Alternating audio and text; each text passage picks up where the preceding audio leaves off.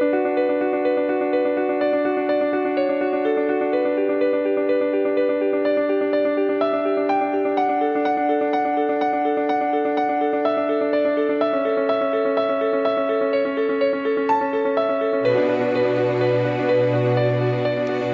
everyone. I'm your host, Andrea Weckerly, and welcome to the Ready Living podcast, where each episode is designed to educate, inspire, and empower you to create the life you want. My guest today is Alexander Verbeek. He is a former diplomat who works independently as an environmentalist, writer, and public speaker. Over the past 30 years, he has worked on international security, humanitarian and geopolitical risk issues, and the linkage to the Earth's accelerating environmental crisis. He created the Planetary Security Initiative, launched at the Peace Palace in The Hague in 2015. He's an expert speaker and advisor on planetary change for academia, global NGOs, private firms, and international organizations. He is also the policy director at the Brussels Environment and Development Resource Center. Alexander is a recognized online leader in climate change advocacy with over 450,000 social media followers and writes the Planet newsletter on Substack. Welcome, Alexander. Happy to be here. What I love about your work is that you take a big picture approach to looking at the state of the world and in offering solutions, but then also bring things to the local and even personal levels through the stories you share in your newsletter, The Planet, and your prolific social media accounts. Later, we'll talk about leadership, planetary security, climate diplomacy, and governance. But I want to start with your Camino de Santiago pilgrimage. In the summer of 2022 and 2023, both years, I believe, you walked the 500 miles, 825-kilometer historical Camino de Santiago route, which means the Way of St. James in English. It's a network of ancient pilgrimage routes that lead to Santiago de Compostela in Spain, and you extensively chronicled your journey, which took weeks to complete, sharing videos on YouTube and writing about it in your newsletter. Can you share with us what inspired you to make the journey not just once, but twice? It's a long story that got me there. Its earliest roots is that when I was about 18, I read Hemingway's Fiesta, The Sun Also Rises. After I read that, I always kept in mind the idea to someday go to Pamplona, where part of the story is playing. And it took me about 30 years to go to Pamplona. And when I was finally there, I guess about 8 years ago now, I saw everywhere those pilgrims, people of all ages walking around with backpacks, all walking west towards Santiago de Compostela. And that was for me a fascinating thing. And since then, I got this kind of virus that people get, that they feel that they want to make that pilgrimage someday. So I started reading about it, watching YouTube videos, and I decided to do it. And then once I had walked the whole thing, that takes about 5 weeks or so, I did it again the next year, and I would probably have walked another Camino this year if I would have had the time. But I think next year, somewhere, I'll be walking another pilgrimage again.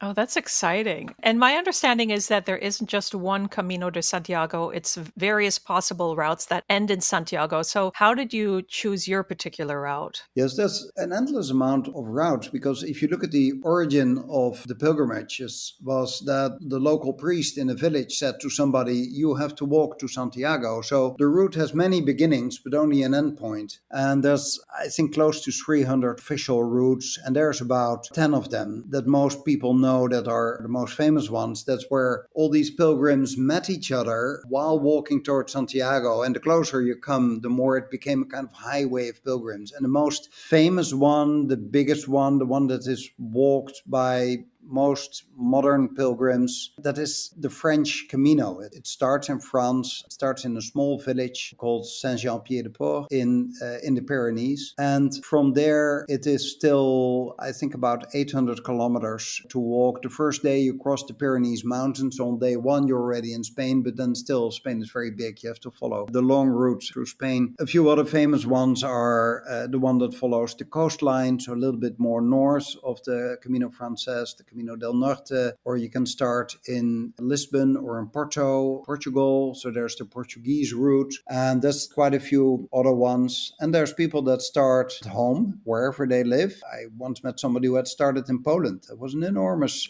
trip, of course. There's people that start in the Netherlands, I've met those as well. But there's a few routes that start in France, Paris and Arles and Le Puy and Anvers, I think. And all those routes come together finally in this French route that so many people take. Maybe if somebody thinks about doing this and doing a Camino for the very first time, this is maybe the most accessible one because so many people walk it. There's a better infrastructure to take care of you. That's good to know. And I was wondering if you'd prepared in any way for the trip. Hardly. I was planning to. I like walking, so I didn't need too much preparation. I think the overwhelming majority of people that start walking it were planning to practice, but found out that in normal life you don't have enough time to practice, so they hardly practiced. I remember people saying that they once walked for 8 or 10 kilometers, and that was the only practice. And I think that counts for most people. You don't really need to. The first days is a bit tough because you are crossing the Pyrenees. I think anybody that's basically in reasonable health can walk this. You don't have to do a certain amount per day. If you want to walk only 15 kilometers a day, you can do that too. If you want to walk 40 a day, you can also do it. Most people do about 20, I think, on average. During your 2022 journey, pilgrims were prevented from walking the Camino between Pamplona and Logrono due to forest fires, so you had to travel that portion by car. And you also described walking during an extreme heat wave and suffering through poor air quality due to wildfires, in fact, even sleeping with an N95 mask on. How did experiencing the fires, extreme heat, and poor air quality shape your perspective of the urgency of addressing environmental issues? Yes, it was a very strange coincidence. And one of the reasons that I wanted to walk is that I've been working on climate change issues for decades. And that's a very depressing story because it's getting worse and worse. And we're not doing enough, even though we know exactly what causes it. We know how to solve it. We can pay for it, but we don't have the leadership and the policy and the guts to really do what we need to do. So because that's kind of a negative thing, I started to increasingly focus more on nature and spend more time on nature. And that ultimately led to the idea of walking the Camino so I could be away from that negative issue of climate change. And the next thing that happened while I was walking there, I was caught by climate change. There were absurd heat waves in a way they never had before in 2022. Somebody close to where I was walking died. There were forest fires on a scale never seen before. So while I was trying to get away from climate change, the climate change was out there in my face. I remember having the feeling that it was kind of unfair. I spent so much time on climate change, and now I wanted to break from it. And then suddenly there it was, and which is, of course, kind of the definition by climate change. It gets everybody. And there's a lot of stories about unfairness, and I'm the last person in the world that should complain living in a Western country in Europe. Aside from some of the challenges you experienced during a portion of that trip, the trip as such sounds really, really wonderful. And as a result, I'm inspired to do it myself one day. And I'm wondering if there are any particular places that left an impact on you. Oh, I could talk for hours. I don't know how long you want to do the podcast, but we could fill a 5 hour podcast of everything that I like. But just to mention also a bit as an example of how it feels, I think the first that comes to mind is the meseta. That is the middle part of, let's say it's about 30 days, 35 days to walk this.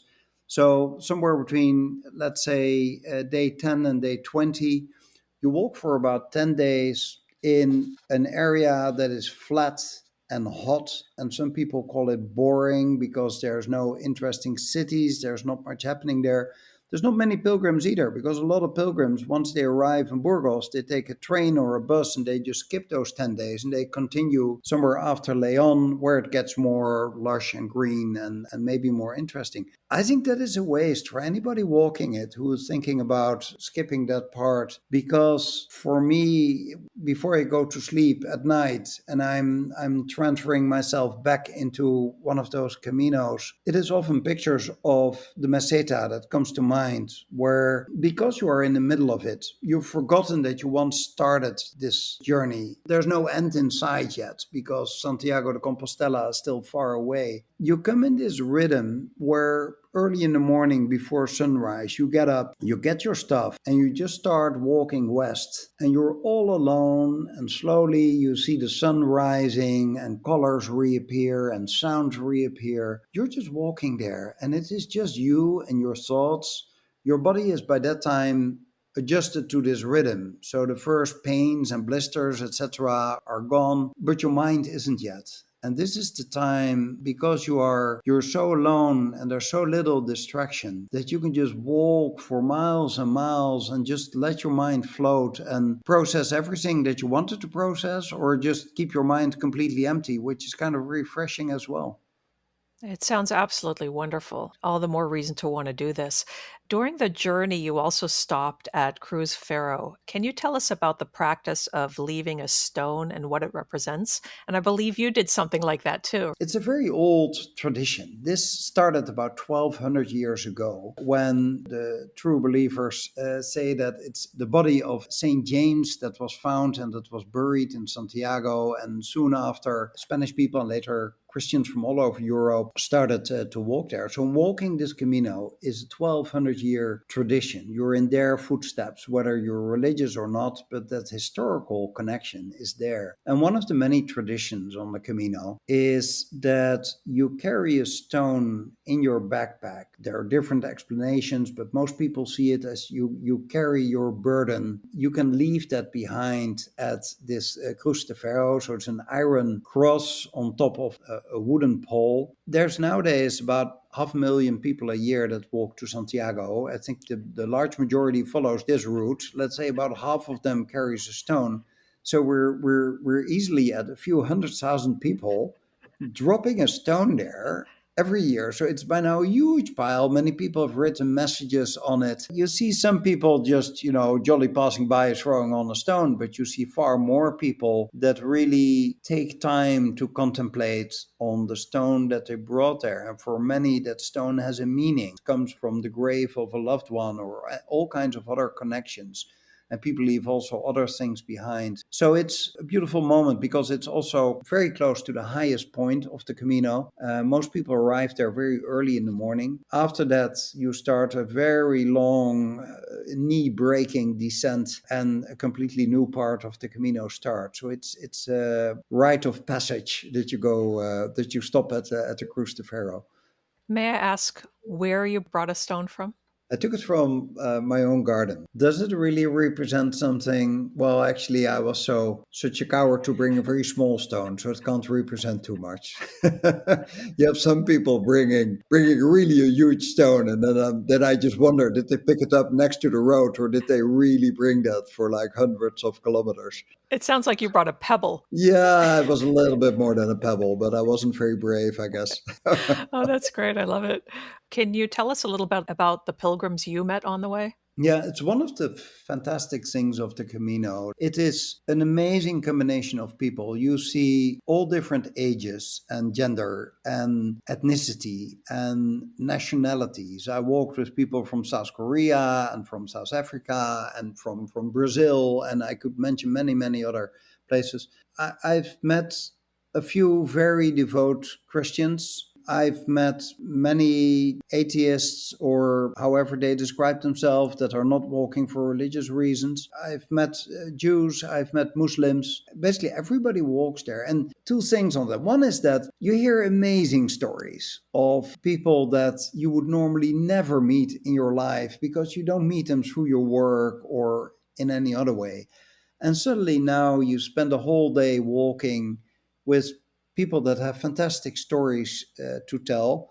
Many people have a reason why they walk the Camino. I think it's probably less than half that's purely there for religious reasons, but I think it's the majority that feels that this is a kind of phase in life where they need to take a break from whatever happened before. That could be health related or family related or processing a big loss in any kind of form. So people have a lot of stories to tell. They have a lot to learn. I think the thought that grabs me as a former diplomat maybe is that in a time where worldwide there is so much hatred, and we see daily in the news leaders stirring up the hatred between different groups that are immigrants or different nationalities or different beliefs or whatever. You see it every day all over the world. And then here you have the most wide mix you could think of, and everything goes in harmony. I have never ever seen any kind of tension or fight or problem between all these different people. So what are these leaders talking about? What is this problem between all these different groups, etc.? We can solve our things there on the Camino, where the circumstances are not always easy. You got your blisters and you got your pains and you got your problems, and it starts to rain and you have other issues,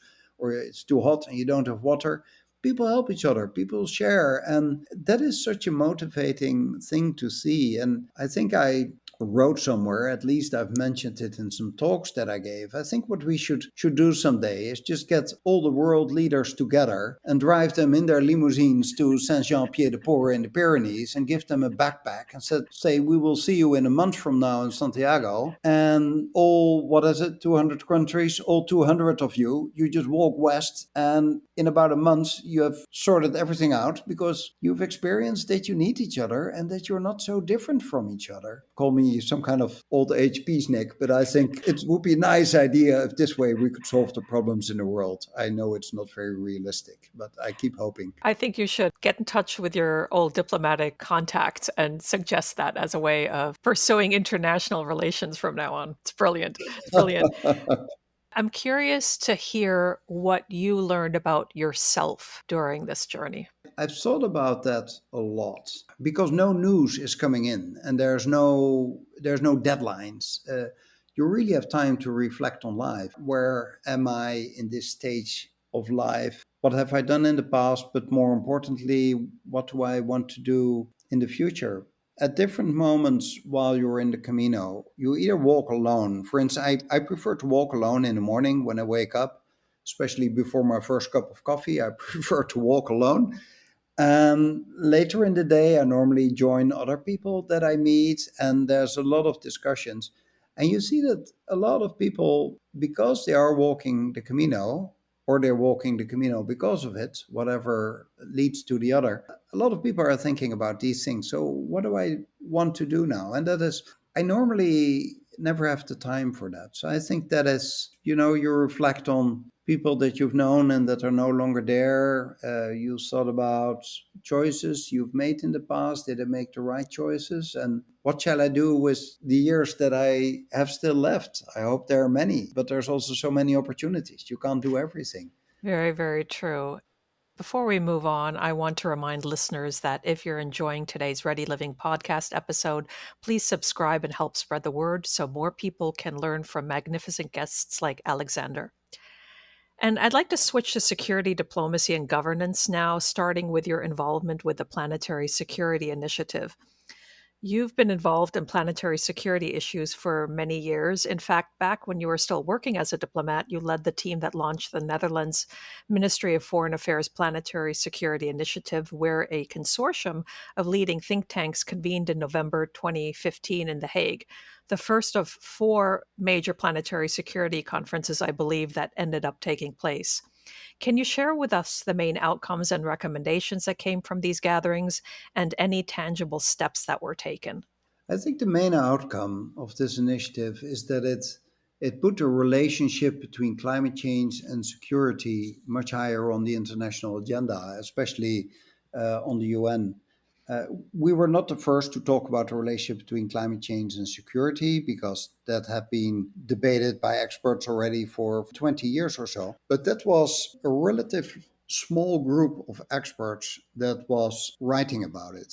There were some think tanks, mostly in Washington, D.C., some in London, and some in a few other places.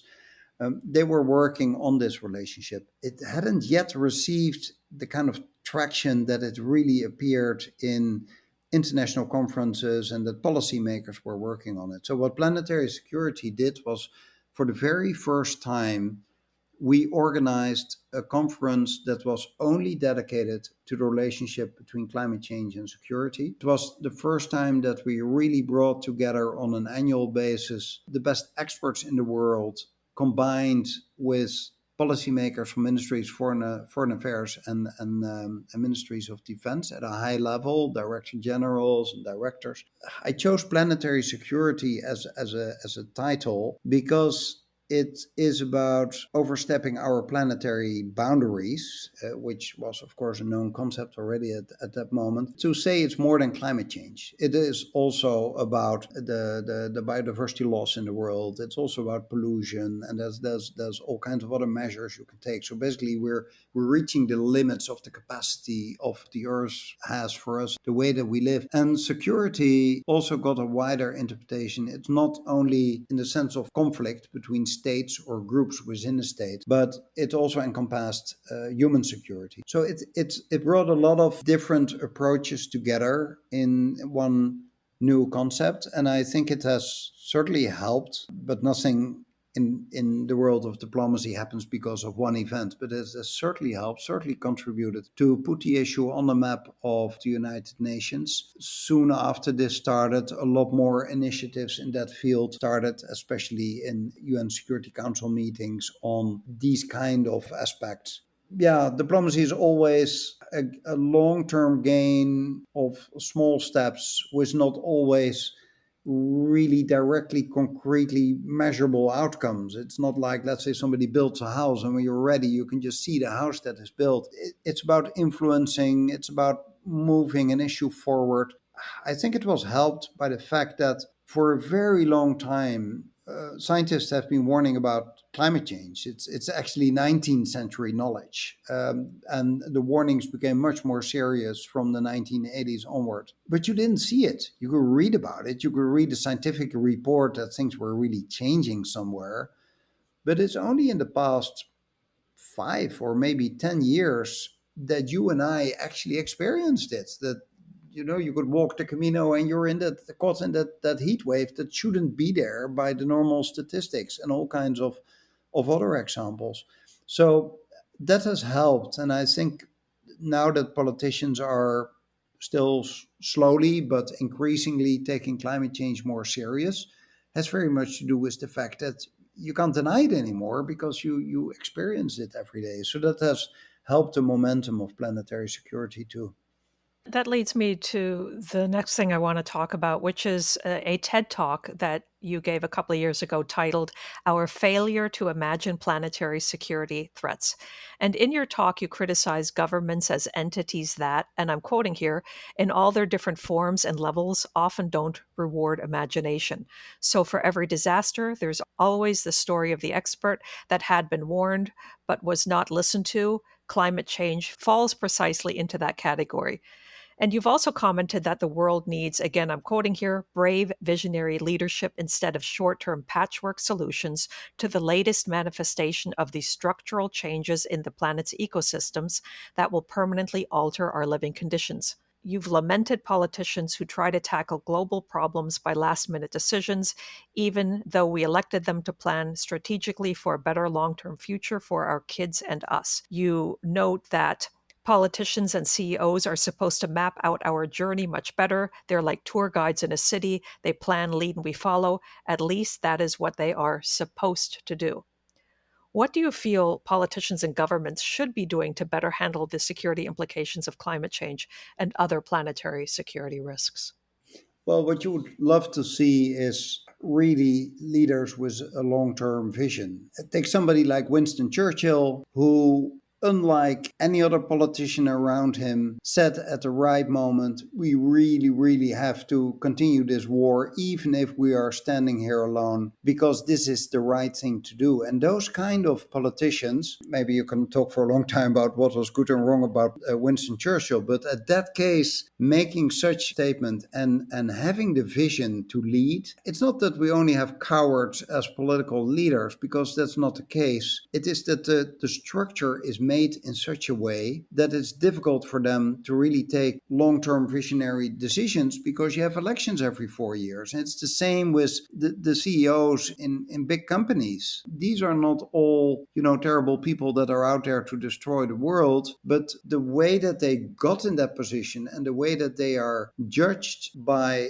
how well they do their job by the shareholders, and they just look at the value that they get back from their investment. You can't expect all those shareholders in a company to suddenly become green people that invest in a better world. So it's very much how the structure is. And then sometimes you find leaders that are more brave than the others and that really steer around. I mean, if you look, for instance, knowing that you are sitting in the US, you first had a president who called climate change an absolute hoax, and that it was the hoax was produced by China, if I remember the quote correctly. And then Joe Biden took over. He did so much more positive things. He really promoted the transformation to a renewable energy country that at least invests a lot in it. He combined it with a clever infrastructure bill that also created jobs, etc. So he managed to tackle several problems at the same time.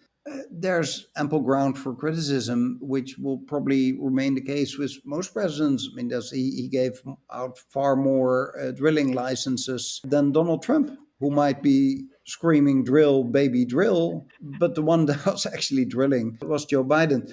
Within the limits of what Biden could do, I think he really tried to steer the country to a much better direction. And of course, within his administration, you find people that are really pushing for more of a green transition. To really lead visionary, it's not always possible for everyone. But for instance, if you look at the Secretary General of United Nations, Guterres, I think he is clearly a leader who keeps reminding the world's leaders how urgent it is to take action. And he refers to the science, and he is not only talking about climate action itself, but he also looks at the conditions that are needed, which means international cooperations. It means that you have to tackle the issues of poverty and inequality. And basically, I could mention all the 17 SDGs now that need to be part of this equation. But you can't get there by just tackling one aspect, climate action. You need to do it as a concrete thing, and you need to do it urgently. So I'm curious to hear your thoughts about two things. And one is the connection between climate change contributing to the rise of extremist organizations and how they exploit environmental conditions. And the other is about how climate change can lead to increased migration and potential conflicts over resources, and how these dynamics might play out in different regions of the world. Yeah, you see more and more examples of this. Weather is getting more extreme, so you see more frequent droughts. They are longer, they are more severe, they have more impact. On the other hand, you see more bursts of rainfall because the atmosphere gets warmer. It is, you can see the same thing in your shower. It then absorbs more moisture, and somewhere that water is coming out again. So you see a lot of floodings. I mean, right now when we do this talking, you see in Eastern Europe absurd amounts of floodings. But you see at the same time, you see in the Amazon region, you see extreme drought, for instance. So these extremes are increasing.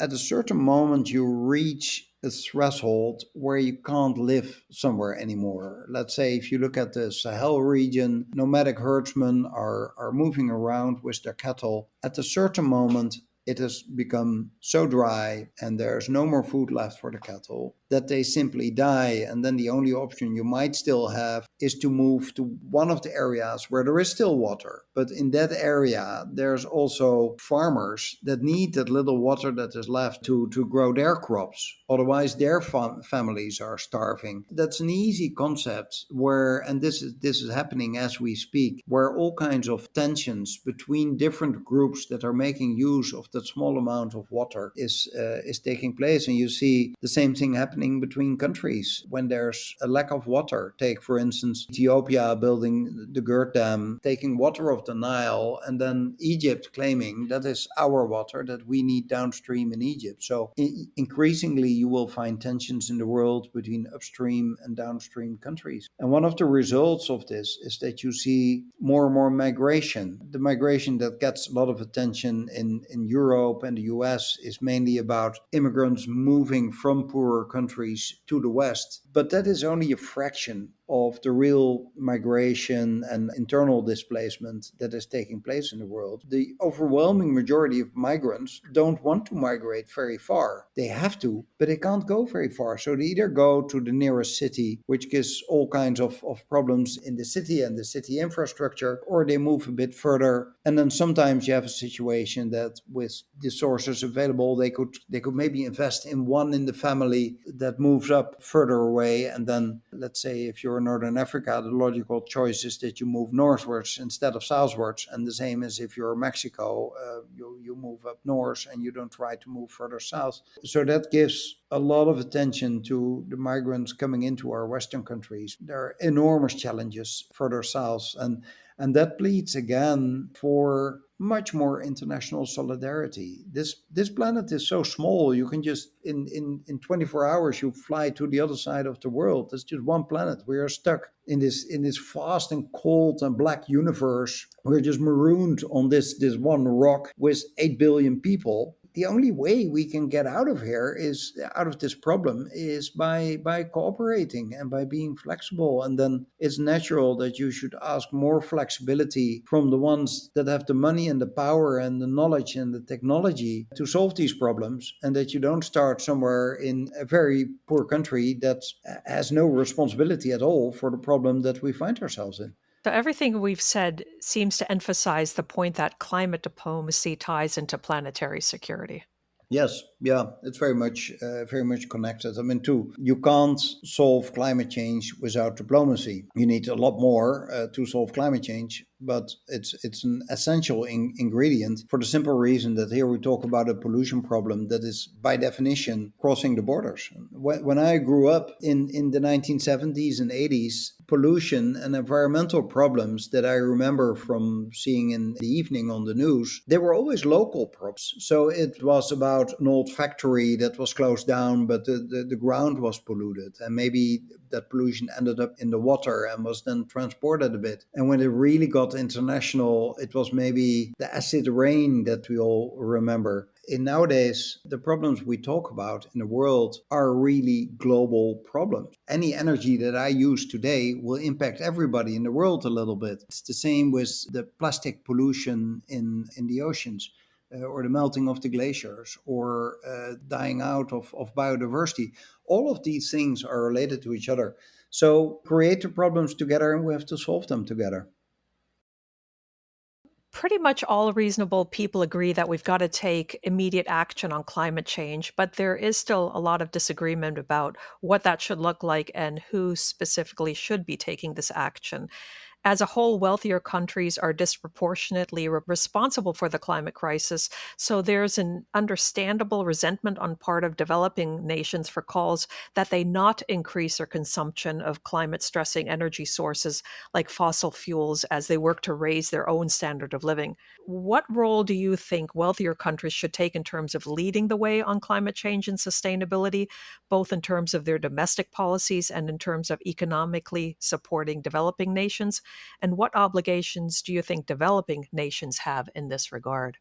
Well, first of all, where we have to start, and we are starting on it, is for the wealthier countries to reduce our emissions. These are our emissions. Historically, we've them in the West. We're still a huge contributor to it, but now other countries, I think China, for instance, are part of the problem. But we have a historic responsibility as well as a present-day responsibility to really reduce our emissions. Then what we also need to do is to help out the countries in the South that are now dealing with a problem that we have created for them. That means in climate financing that we should help them out. But you could also think about, for instance, transfer of technology. Technological solutions are by far mostly created in the West. You could think of an easy transfer there. There's also a kind of win-win situation that instead of expecting these countries in the global south to follow exactly the path that we did, which is something like 200 years of industrial revolution, and then finally you go to renewables.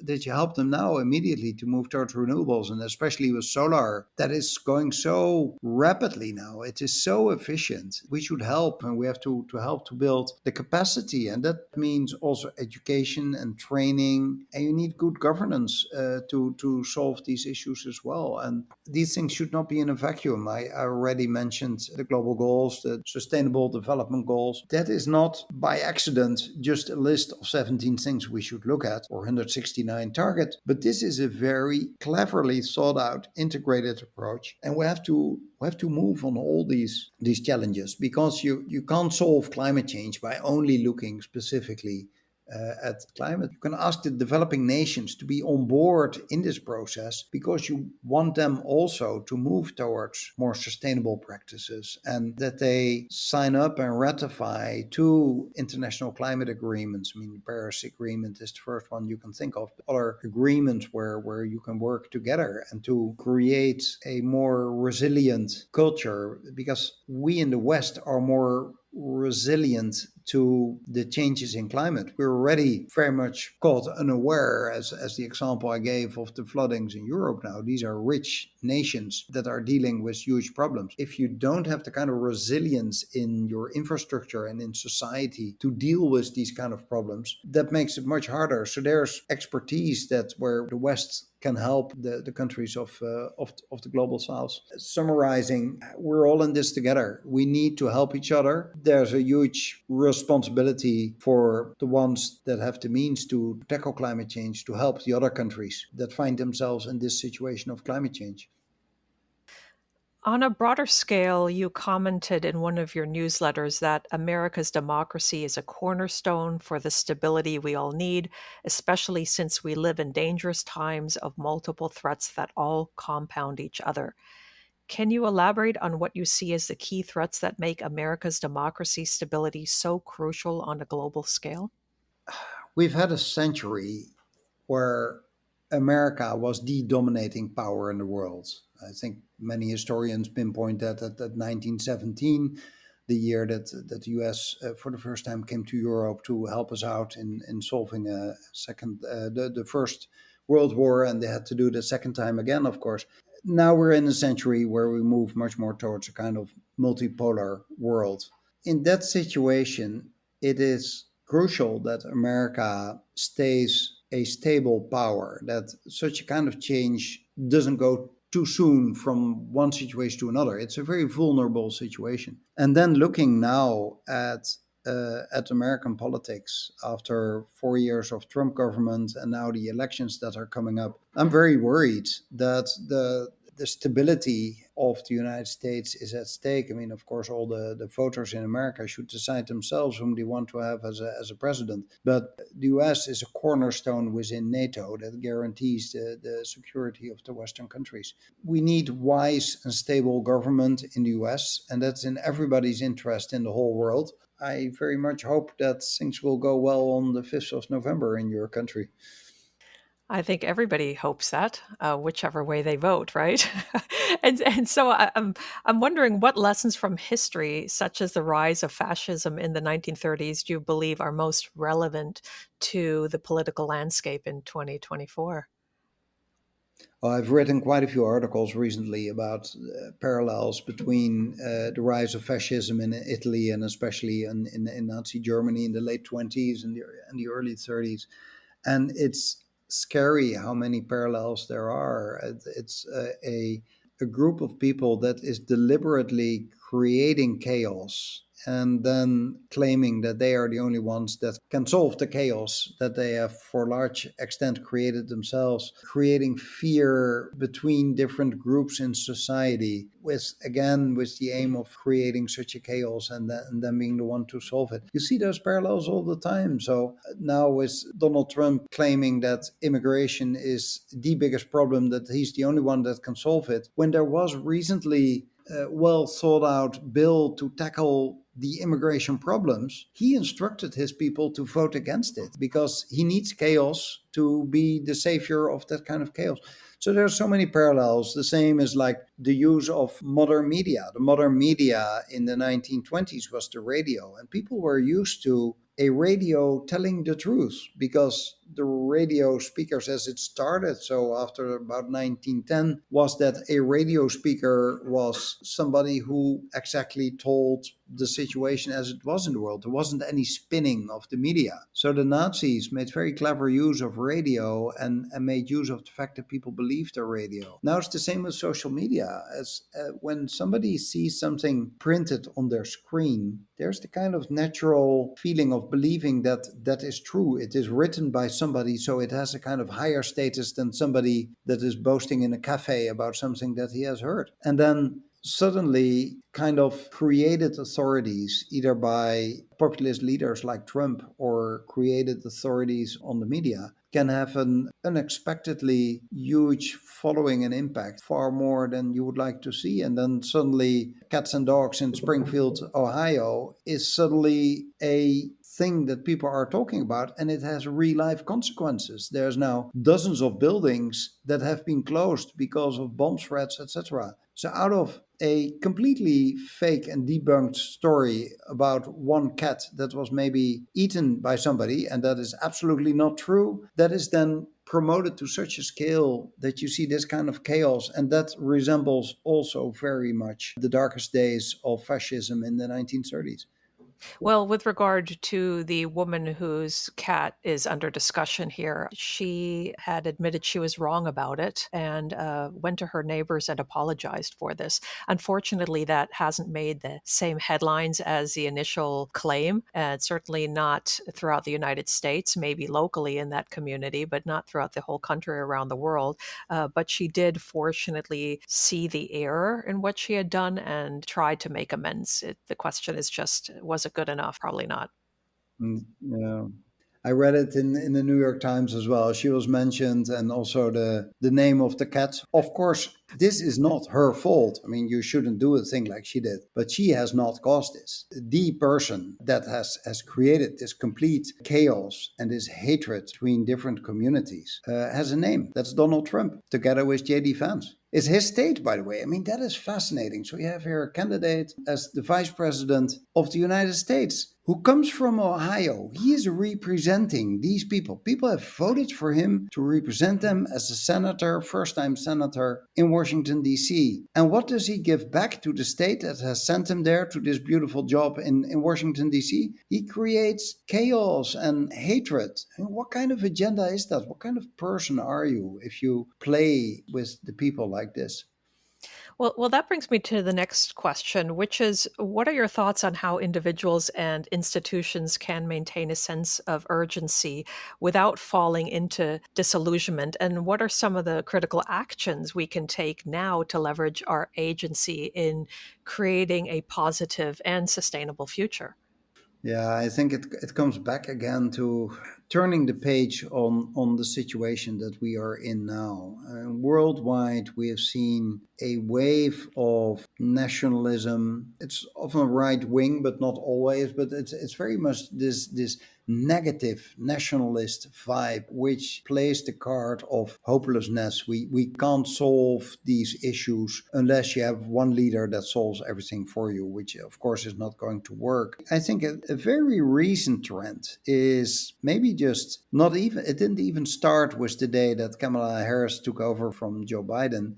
is very much this talk, let's stop this permanent chaos creating of new tensions, etc. Let's leave it behind us, and let's just unite at least behind the thought that we go back to a normal kind of politics where you can disagree with each other, where you search to find compromise, and where you work towards solutions. It's a kind of vibe that is suddenly everywhere in the social media. I think it's also very much a message of the Harris-Walz candidacy, and it seems to get more and more traction, and it makes so much sense. Basically saying what has been happening has been very weird. Let's stop this. Let's do normal again, because the problems we are facing are so huge. We spoke earlier about climate change. I think if historians, 100 years from now, if we're still around on this planet, if we haven't wiped each other out, if we still have historians 100 years from now, and they will describe the 20th century, they will shake their heads in disbelief when they look at what was happening in this time. There was this enormous problem, which was the environmental problem, that our economy, our neoliberal system of how we organize, how we earn our money, how we run our economy, and our whole society has neglected for far too long, has neglected for so long that we now threaten to make life practically impossible on this planet. That is the problem that needs to be solved, and it's related to all kinds of questions of inequality, etc. And instead of working on that issue, we're talking about cats and dogs in Ohio? How is this possible that at this time when it is so adamant that we need to take climate action, we're far too late, that we still don't focus on the key issue? I mean, even in the debate between Kamala Harris and Trump, she mentioned climate change in one line maximum, even though we know that she was an original supporter of the Green New Deal. She probably can't because of her voters, and he didn't even react to the word climate change, didn't even mention it. That is the issue of our time. Well, you mentioned social media and the importance of social media in current events and in all sorts of other important issues as well. And I want to talk about your social media followers. You've got almost 500,000 people engaging with you on social media and thousands of people who have joined your community on Substack. Obviously, the topics you cover, which range from travel, history, current events, science, culture, and geography, as well as the stories you tell, resonate with lots of people. Why do you think your content speaks so deeply to people? Probably because all of us have children or no children or have grandchildren, and we are worried about the next generation. We feel that we leave this planet behind and that we didn't do a good job. Our generation has been pretty horrible in the results that we leave. Having lived our lives, we had the fantastic fortune of not having war for, what is it, about 80 years now, which is the good half of the 20th century, because in the first half of the 20th century, we've been murdering each other out by tens of millions at unimaginable scale and cruelty. And the second half of the 20th century, we were doing much better. We had realized that we shouldn't create a third world war. There were a lot of tensions and difficulties, and there were local conflicts, etc. But basically, we did quite well. It even got better in the 1990s when this kind of bipolar world was at its end, when the horrors of communism seemed to come to an end. Then we had fantastic chances to really create a good world for everybody. We missed that chance. We are now, what is it, 30 years further. And those are mostly the 30 years that I've been active in all kinds of issues. And if I look back now in what my generation has achieved, we should be pretty negative. I'm getting close to 60 now. I'm getting close to this age that I'm looking back. I'm deeply worried for what will come in the future. And as I said, I've worked for some 30 years on climate change. I see what is coming there. I see the other big picture, the huge challenges in governance, that people don't believe what they read anymore. People don't believe in science, the complete nonsense of people not believing in vaccinations and those kind of things. Vaccinating is also something that you do for other people, not only for story itself. And it seems that we're turning backwards. We move to the very small, our own little interest. There's less solidarity, and I think generally there's also less hope. We have to turn this narrative around and realize that there are a lot of challenges, but we can solve them. We should work together, and we should really look at huge challenges in history, realize that we could tackle those as well. I mentioned the problems Winston Churchill was facing in May 1940. He managed to, against all the odds, to lead. This is a similar kind of situation. I mean, this is a kind of situation on whatever, the 7th of December 1941. Suddenly you're under attack, what you didn't expect. And look at what the US did in 1942 and 43 in just massively turning around the whole economy to face the enemy. And this time we have a similar kind of enemy. It looks different. It's called climate change and environmental challenges. Recognize this challenge and just completely turn around the whole society and economy and the leadership to tackle these challenges. I think we can. We know how to do it. We have the technology. We have the money to do it. We talk about a few percent of the GDP. That's all that we have to offer. And if we don't do it, we know that the impact will be far, far worse. So, a few years ago, you wrote that many of the talks and writings you give are about ensuring that we preserve what we cherish for the next generations. You just mentioned that point a few moments ago, and that we need to keep in mind that we are part of an integral part of nature and not the owners who can do with it as we please. So, do you see your role as serving as a sort of wake up warning for others, or do you see yourself as someone who merely records and memorializes our current history so that we have a complete record later on? What role do you think your social media can have in enhancing public understanding and appreciation for human rights, compassion towards animals, and environmental appreciation? I know from people that I speak and that I write with that I do have a voice and that I do influence people. The best compliment I can get from people is that they said, because of your writing, because of your talking, I see things different now. I appreciate nature more. I'm more worried about climate change, but I do believe in the solutions, those kind of things. Sometimes when I hear that back, wow, that is so fascinating because I have a voice and I can convince people, but I'm just a very, very little guy. I'm not whatever, some kind of Elon Musk or so that can reach billions. And unfortunately, in this example, he gives exactly the wrong message. He put the question on X, Twitter that he owns, something formulated like, why haven't there yet been assassinations on the Democratic candidates? It seems he is either pure evil or he has no sense of what the impact of those words can be. Some people see him as the kind of messiah to follow on anything technology or whatever he says they take for real. He's playing with fire, and there's so many leaders in this world, not necessarily elected leaders, but people in a very influential leader role that don't see that.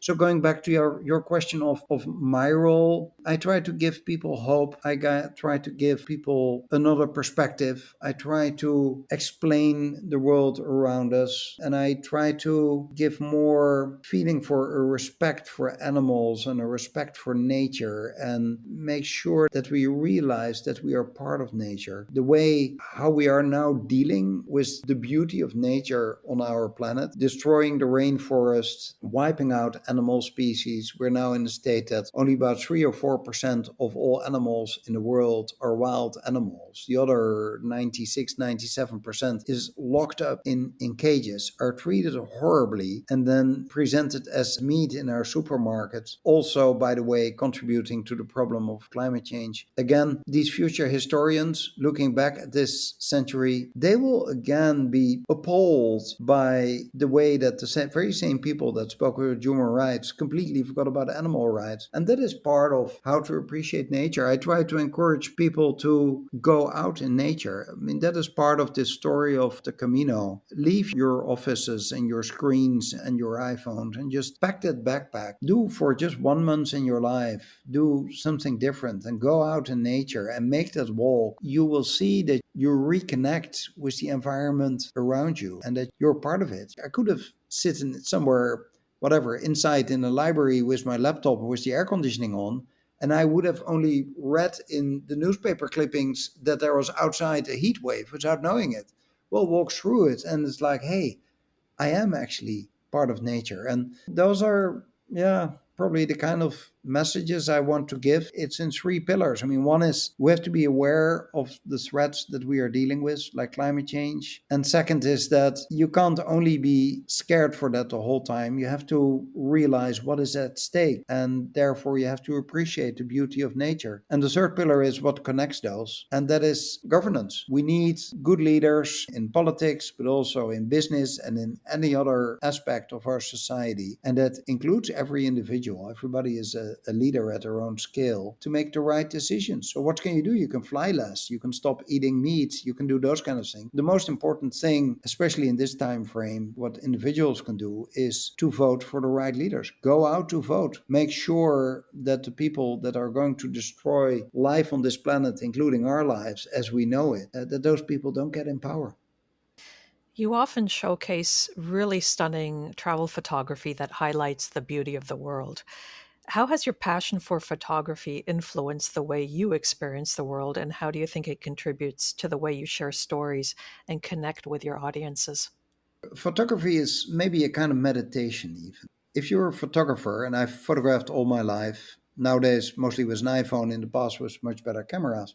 When I walk in the streets, I am constantly aware of the beauty around me. I always look as a photographer. What is interesting, what I see, which makes, in a way, life much more intensive because you see so much more beauty. I mean, it could be, a flower creeping out between the stones of the pavement. It could be some children playing, or it could be whatever, a cat passing over the street. Photography is very much related to seeing beauty. It's also why I love to look at photographs taken by the world's best photographers, because these people really do the utmost to capture the most beautiful image. And an image can literally say more than 1,000 words, but people often say it's literally true. So I appreciate the beauty of our planet much more because I'm a photographer, and I photograph it also to share it with the people that follow me either on Patreon or on Substack or on Twitter or anywhere else where I'm active. On your social media accounts, you also intertwine historical narratives with contemporary events. And I read somewhere that 8 out of 10 books you read are history books, and that if you were a time traveler, you would choose to go back in time. So I want to know, what historical periods fascinate you the most and why, and what do you think we can learn about them that's applicable to life today?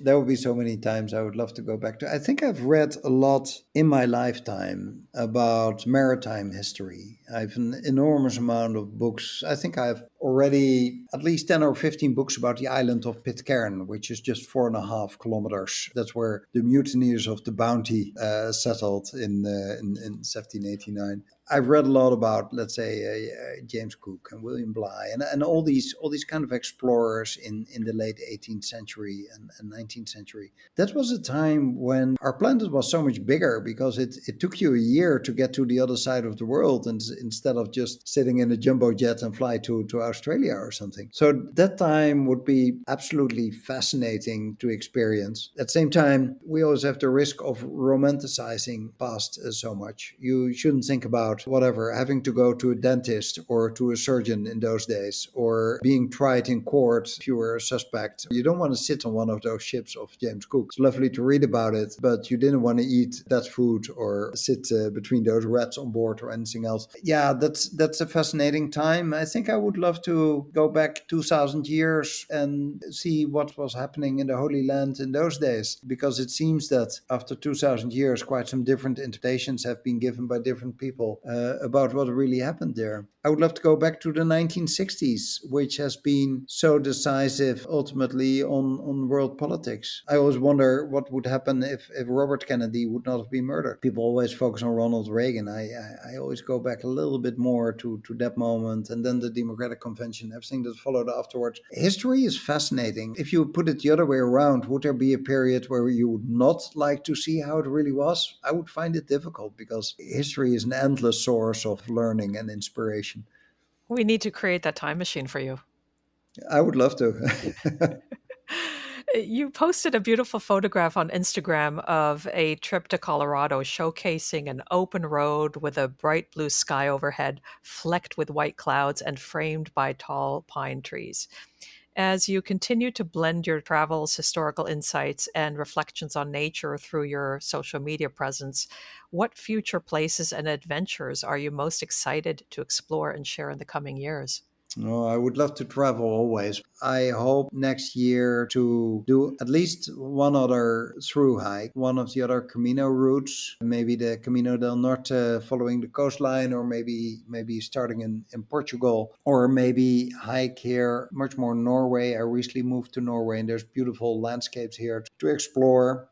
I always love traveling in the American West. The picture you refer to is interesting. I still would like to find the time someday to write a book, which would then be about this journey. It's one of the options. Last year, I followed the Colorado River all the way from its source, as close as I could get there in April, because I couldn't really do the last mile or so to where the source was.